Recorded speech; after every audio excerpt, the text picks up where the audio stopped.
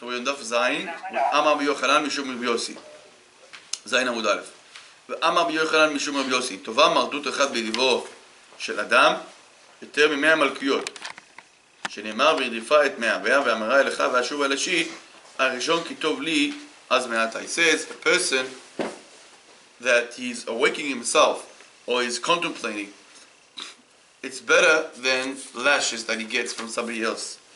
To convince a person, it's always better that he should realize his mistake. That's the best way to make tshuva, to repent, and it's better than lashes that he gets from others. And we learn it from the pasuk. The pasuk says better than to do tshuva. Better to do tshuva on your own than to be punished into it. Right, correct. It's better not to be punished into it, but to realize that you have to make tshuva. Yeah, and we learn from the pasuk with the refait ma'aveh, meaning that we are pursuing after those that we love, those that we need or we think they love, we like them. But then at the end of the day, we go back to Isha Rishon. We go back to our, so to speak, first husband. We go back to Hashem. We try this, we try that. We think that's going to help us in life. This is going to help us in life. But as the days pass by, we learn that everything is nothing, is gurnish. The main thing is spirituality and the connection that we have with Hashem. So we see that this realization, this awakeness, that he's waking up, it's the best way to repent and come close to Hashem. Gemara says, "V'resh Lakish," וריש לקיש אמר יותר מ100 מלכויות, שנאמר תחת גערה במבין מהכל כסיל 100. Man says that Rish Lakish says that this realization, this understanding that he needs to make tshuva is better than 100 lashes. Meaning where does it ever say to give somebody 100 lashes? I don't know. Meaning that it's even if you beat the person, he's not gonna. Maybe he's gonna convince him. Maybe he's gonna change something, but it doesn't come close to a person that gets this conclusion by himself. The Torah does not believe in Marxism. Yeah. תחת גערה במבין מהכל כסיל 100. So תחת גערה, instead of rebuking, then תחת גערה במבין means he realized his mistake is better than 100 lashes. דבר רבי יוחנן משום רבי יוסי.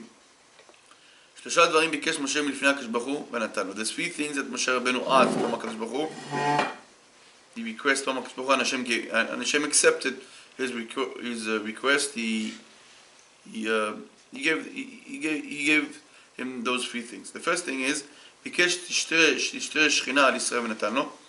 He asked that the divine presence should rest upon Am Yisrael, and he accepted that. As it says, "Alo b'lechtecha imanu." So what does it mean, "Alo b'lechtecha imanu"? When you accompany us, when you walk with us, okay, then we will know that we find favor in your eyes. The second thing is bikesh shelo tishrosh shchina li ovdei kochavim ונתן לו. He asked that the Shekhinah should not be upon, the divine presence should not be upon the Gentiles, other goyim. שנאמר ונפלאתי אני במך, that we want to differentiate ourselves, we want to have a distinction between us and the rest of the nations, and also Hashem granted this thing, Hashem also accepted that. Okay? And many rabbis ask this question, why do we care about the goyim? I mean, whatever Hashem wants to do with the goyim, can do with the goyim. Why do we ask him, please don't have the Shekhinah please don't accompany the goyim, don't be with them, be only with us. When they say Ovdei Kochavim here, do they mean any Gentile or specifically idol worship? Ovdei Kochavim, literally, Ovdei Kochavim mazalot. Literally, the akum means Gentiles that are serving idols and astrology worship. Yeah. That's the meaning of akum. Okay. Okay, the Gemara says the third part is Bikesh Liot Yod Achav Shel HaKadosh Baruch Hu V'Natan Lo. So he also asked to know his way of judgment, the way he's judging people, the nature, the creation. Very interesting. And he accepted that. Shenema, the pasuk says, "Hodieni na derechecha." So Moshe Rabbeinu is asking, please, "Hodieni na derechecha." Teach me your ways, your ways. Yeah. Amar lefanav, and that's more or less what the Gemara says. What he was asking. Rabbono shel olam, the master of the world. בפנימה יש צדיק וטוב לו, ויש צדיק ורע לו, יש רשע וטוב לו, ויש רשע ורע לו. So he was asking, why is it that in this world we have this righteous people that have good life, and righteous people that have difficult life? Or there's wicked that have good life, and there's wicked that they have bad life. What's the deal? What's the reason for all this? Amar lo,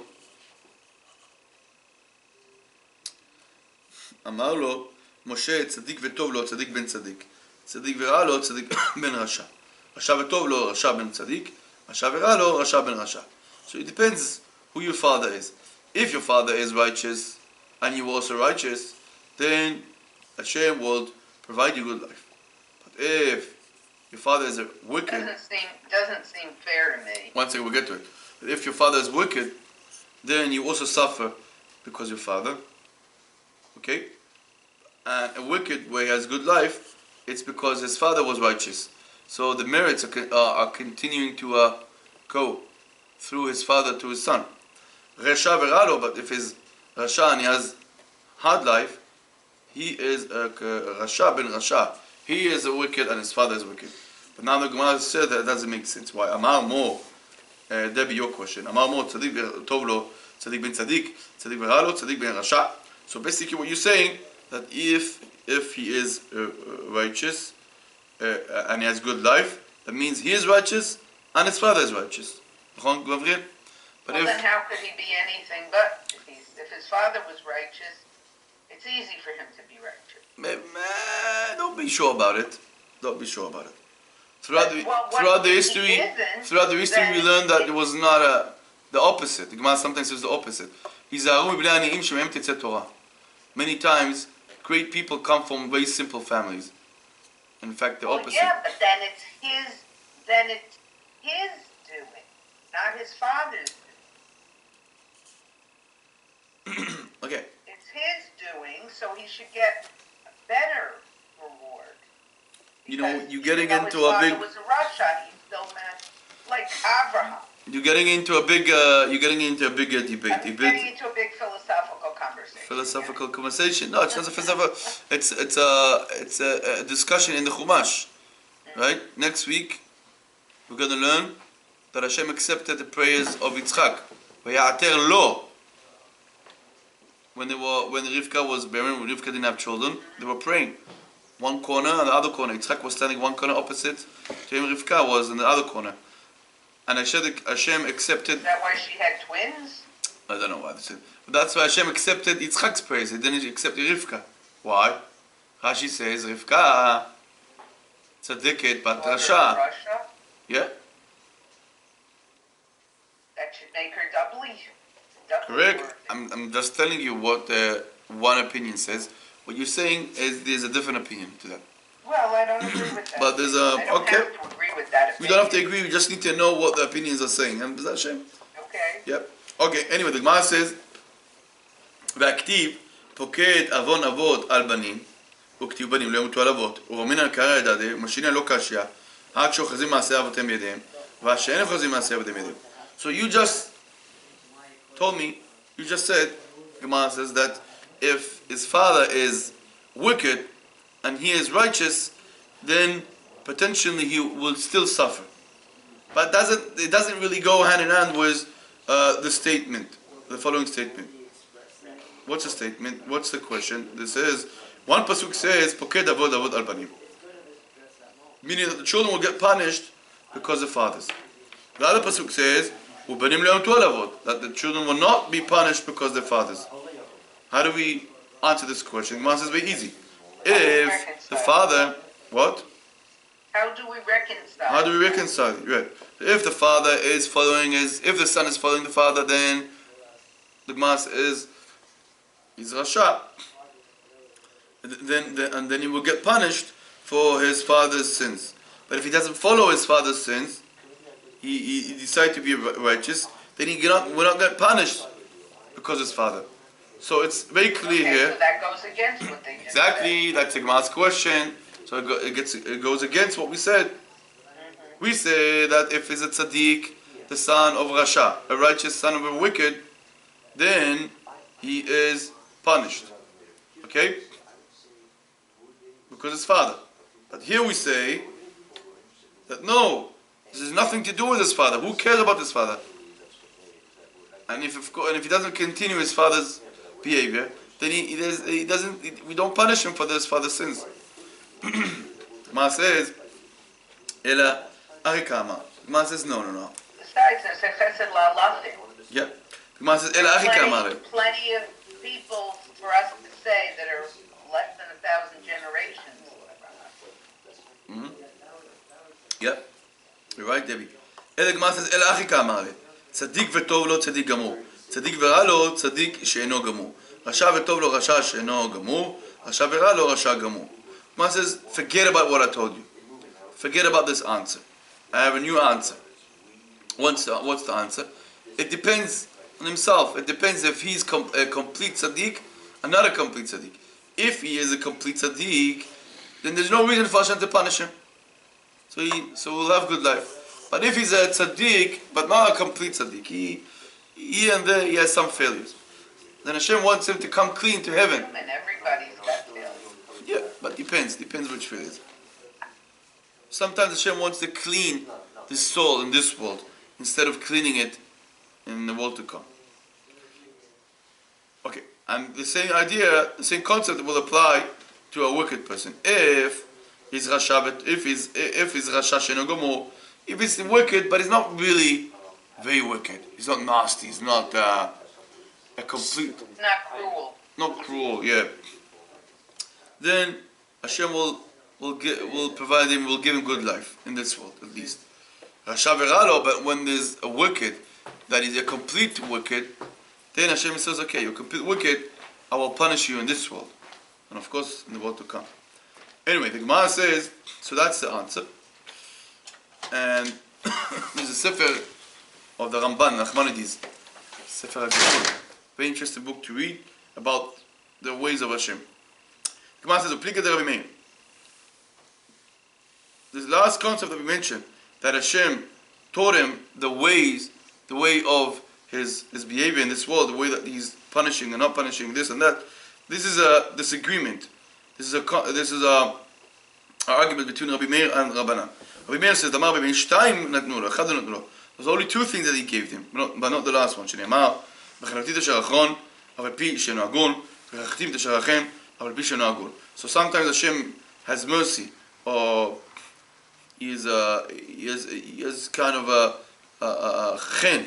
There's some people that have this grace, there's this favor in his eyes, that even if they deserve to get punished, Hashem doesn't punish them. Why? We don't know. Hashem didn't want to tell Moshe, Hashem didn't want to reveal the reason to Moshe Rabbeinu.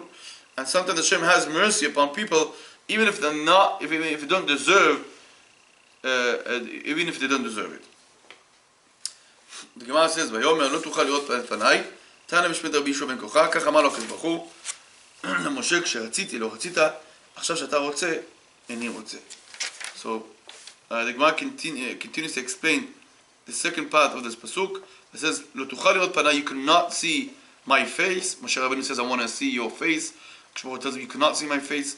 And what's the conversation there? Rabbi Shua ben Kocha says the conversation is that Kishmor was telling him, "Look, when I revealed myself, when I was there at the burning bush, you covered your face. So you had the opportunity to see me, and you didn't want to. Now that you want to see me, I don't want you to see me." Kind of Hashem taking revenge. Okay.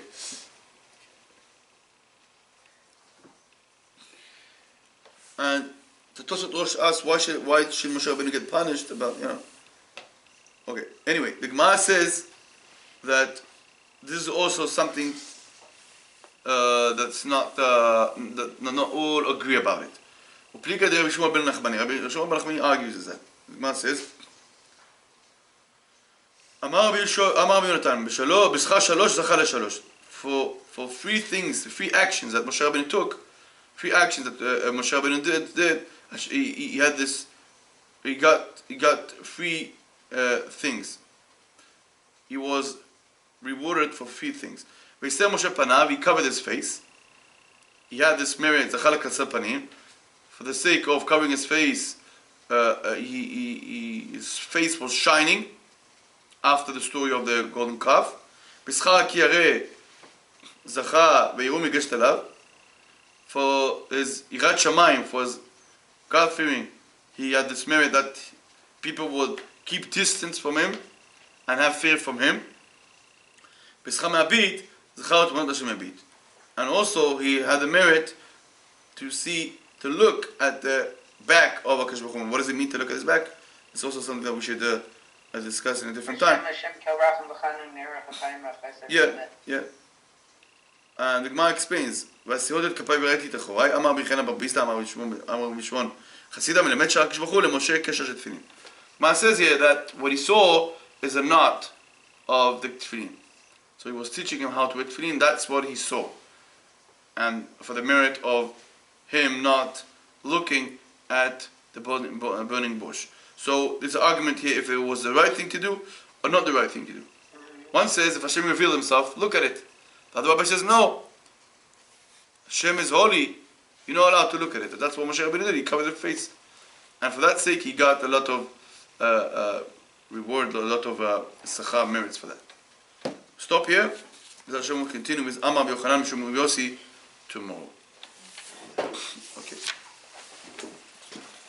יום טוב לכולם.